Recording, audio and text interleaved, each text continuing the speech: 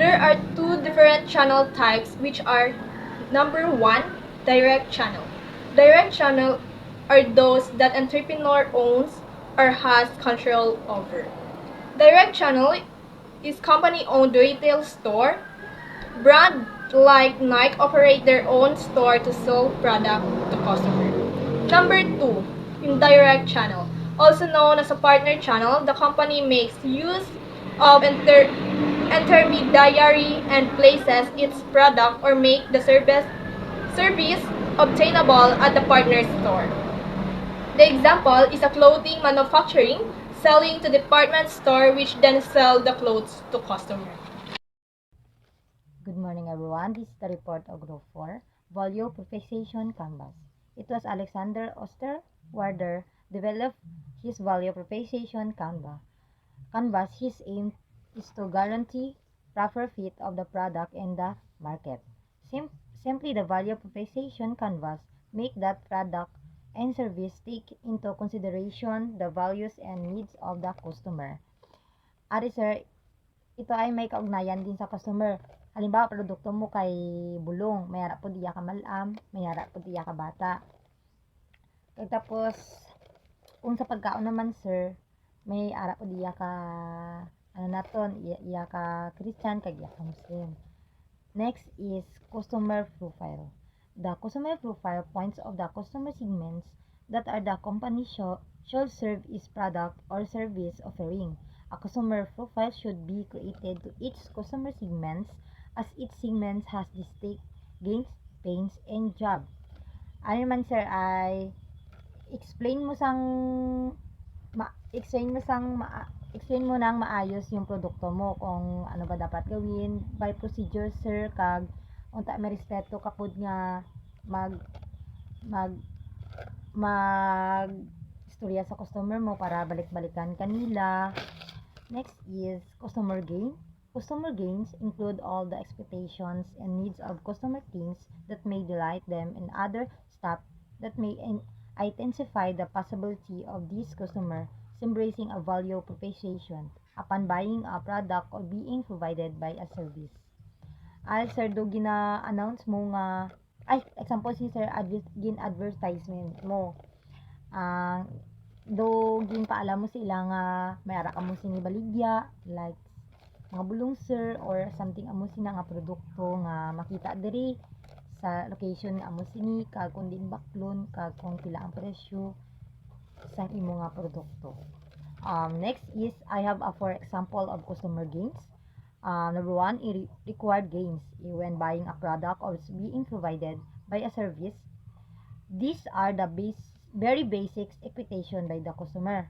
Ay sir, kung ang meaning sa required gains, kung ano lang nang mabut ara sa baligya mo, amo lang gid na ang required nga pwede mo baklon kag hindi ka na mangita sa ibang kay amo lang gid na siya ang imo nga baklon. Next is expected gains. These gains are beyond the basic ones, but even these are not present in the product and service said offering can still provide its basic purpose. Example sini sir kay online sir, mabakal ka te. Gi-expect gid nga nami siya kay nami pud siya sa picture. Kay go gid siya sa imo kay amo na nami gid siya. Pag-abot gali sa imo sir, hindi gali kay go sa imo kag kalain. Amo na kag lain ang naabot gali sir. Gi-expect gid nga amo gid maabot sa patos gid. Next is desire gains. These gains are the customer preference when it comes to product and service. These are the most sought after and cherished gains by the customer. Ari ay kung mabakal ka, kung gusto as a customer, mabakal ko sang pakinabangan nga produkto, hindi ko mabakal sang iban-iban kung ako ang customer. Kag kag kung ikaw naman ang manubaligya, mabaligya ka pud sang mapakinabangan nila. Next is unaffected gains. These gains are the potential benefits of the product and service for which the customer is unaware until these are introduced to him. Example si sir kay online na naman. Kay siyempre ikaw lang makakita.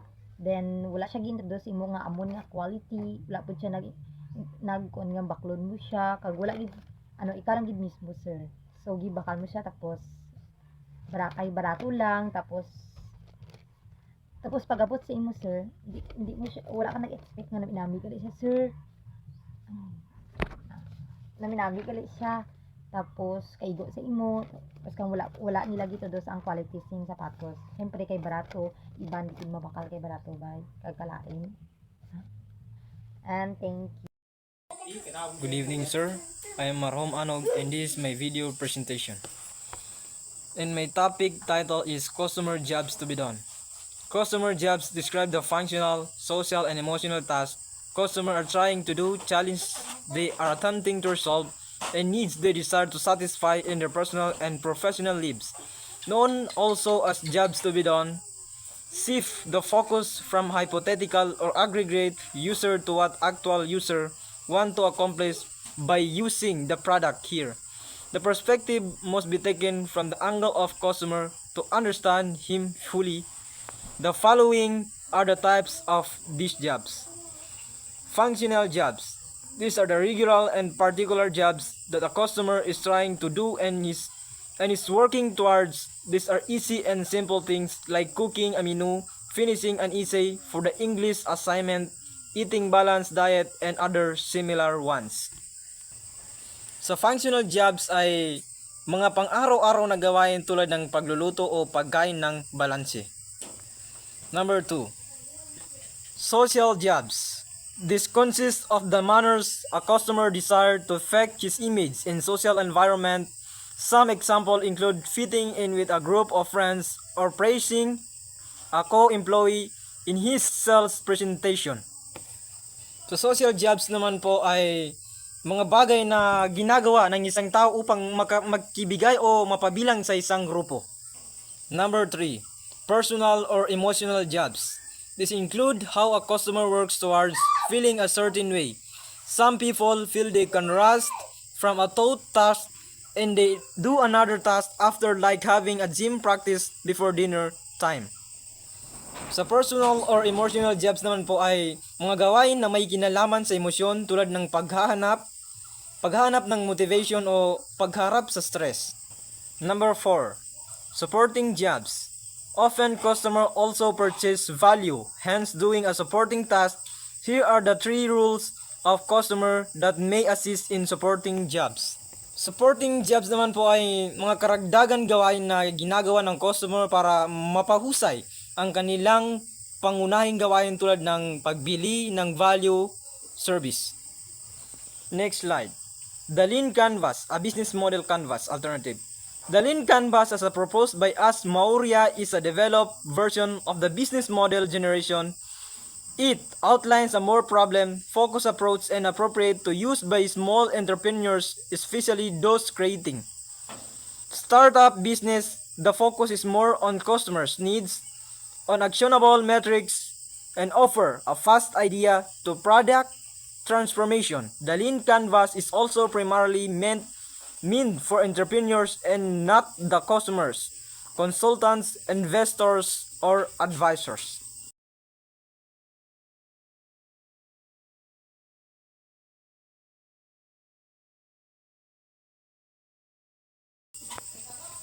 Here are the elements of the Lean Canvas model.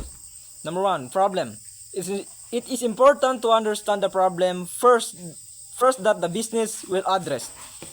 Every customer segment that an entrepreneur wants to serve has a set of problems that require solving in this box. The entrepreneur shall list the 3 high priority problems that the customer segment is experiencing. This is to ensure that the right product and or service shall be met based on the existing need of the customer segment being served. Sa problem naman po is kailangan munang matukoy ang pangunahing problema na hinaharap ng target na customer upang mahanap ito ng tamang solusyon. Example po, may product kami tas hindi nagustuhan ng customer yun, is yun ang unang target namin para maayos ang problema na yun. Number 2, solutions. Once a problem has been identified, the next step to look for the effective solution. However, this is not easy task to do. According to Steve Blanks, the godfather of lean startup, the entrepreneur, needs to get out of the building. The phrase was coined by Blanks to mean going out in the streets and interview the customer segment. The customers should be asked questions in order to learn from them regarding their problems. The solution here must be consciously written and specific. Sa solusyon naman po ay kapag alam na ang problema, kailangan po lumabas at magkipag-usap sa mga customers upang alamin kung paano nila gustong masolusyonan ito. Number 3. Value proposition. This block contains a marketable promise to the target user that the business will solve their problem. This is similar with the business canvas model. Sa value proposition po ay ito ang pangako ng negosyo sa customer kung paano nito masusolusyonan ang kanilang problema sa pamamagitan ng produkto o serbisyo. Number 4. Unfair advantage. A startup should recognize if it has the competitive advantage that cannot be copied and cannot be bought, or it has an unfair advantage over others. Basically, this block is hard to answer but essential, especially when looking for partners and investors.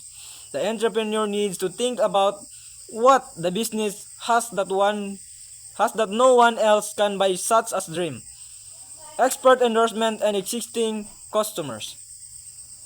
Sa unfair advantage naman po ay ang isang negosyo ay dapat may kakaibang bagay na hindi madaling gayahin ng iba tulad ng natatanging teknolohiya po o matapat na customer base.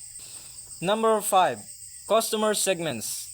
This is similar with the business canvas model. The problem and the customer segment must be connected. Sa customer segments naman po ay ang iba't ibang grupo ng mga customer na maaring makinabang sa produkto o serbisyo ng negosyo. Mahalaga ang tamang pag-target sa kanila po. Number 6. Channels. These are the ways to reach the customer segments. Channels, which are free as well as paid, can be used to reach your customers directly. They can be email, social, CPC, ads, blogs, articles, trade shows, radio, and TV plus webinars, which are also the same with the business model canvas.